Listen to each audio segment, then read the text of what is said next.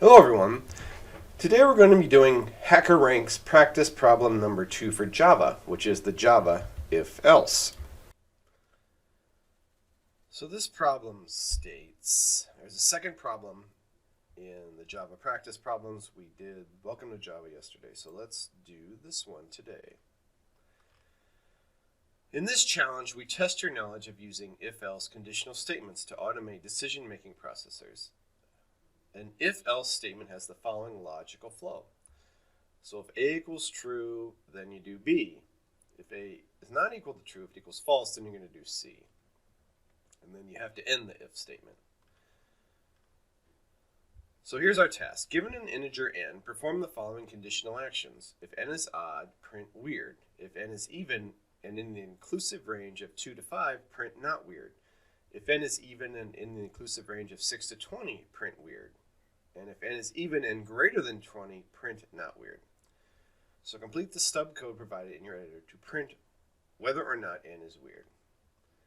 So our input is just a single integer n. It looks like n will be greater than 1, less than or equal to 100. Let's see what else. Yeah, okay, sample input is 3, so that should print weird because it's an odd number. 24 should be print not weird because it's greater than 20 and even. And that's it for the samples. Okay, so here we have the outline of the code, and this always gets me. If you're new to programming, if you're looking for how to do something and you basically need like 2 lines of code, you really have to go through a lot of junk on the internet to find those 2 lines of code. And this is a prime example, in my opinion. All we're really trying to do, if you're really new to programming, all you're trying to do is an if-else statement. They've got all these libraries and they've got this scanner skip and all this other junk. And so it's really takes away from learning the if-else statement and other. Anyway, that's just me on my soapbox. I'll get off it now. But one thing I will talk about, and I diagram this out here. So we have a scanner. A scanner is going to pull a number in, and basically this scanner skip here, I'll show you. So basically all this is doing is these are regular expressions it's pulling out of the input. So I guess they have all these carriage returns and blah, blah, blah. Anyway, an R is a carriage return, and N is a line feed, and this U2028 is a line separator. 2229 is a paragraph separator, and 0085 is the next line. So you don't want any of that junk in your input. All right, so let's start coding this. All we really care about is stuff in here. All right.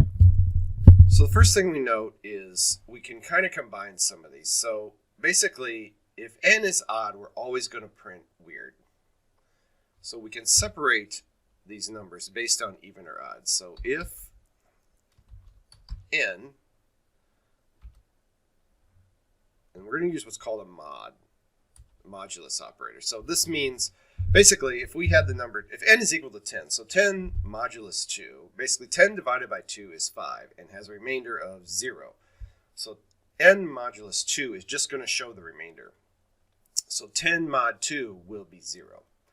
Now if we had 5 mod 2, well, 2 goes into 5 2.5 times, so the remainder will not be 0. So that will signify that it's an odd number. So what we're going to do is equals 0. Whoops, 0. So this is telling us that it's an even number. Else, so now these would be all the odd numbers. So we're just going to do a system out print line, and then we're just going to type in weird. And that is how we take care of the odd numbers. So here's another thing you can do. You can test against a custom input.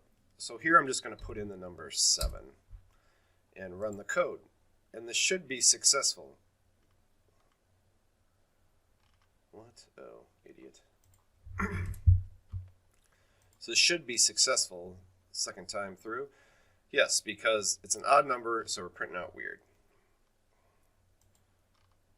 So you can kind of go through and do periodic tests. Okay, so now we need to take care of all the even numbers.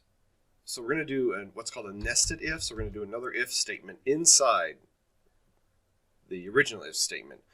So if n is greater than or equal to 2, and it's a symbols for and in Java, or n is less than or equal to 5. So that takes care of the second bullet here.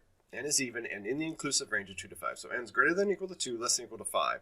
Now we're going to print not weird. We're also going to print not weird if it's greater than 20. So we're going to do another or state. So we're going to do an or statement here. We'll take care of both of these in one statement.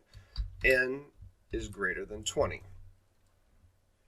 All right. So then we'll do the system out print line not weird.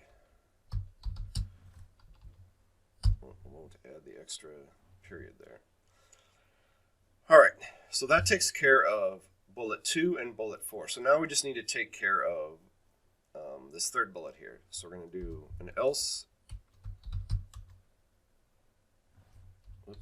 if. So this is another if statement. N is greater than or equal to 6 and end. N is less than or equal to 20. Then we're going to do a system out print line weird. All right, so that'll take care of the third bullet, and that should be all the code that we need. So let's run this and see how badly I messed it up. Okay, sample case 0, sample test case 03 prints weird because it's odd. Sample test case 1, 24 prints not weird because it's greater than 20 up here. So let's submit this and see what happens. No longer. Okay, so we actually have 8 test cases, but the first test case is 0. Anyway, so that's successful. And that is the code for an if-else statement. So let me know if you have questions. Hopefully this is helpful, and we'll see you next time.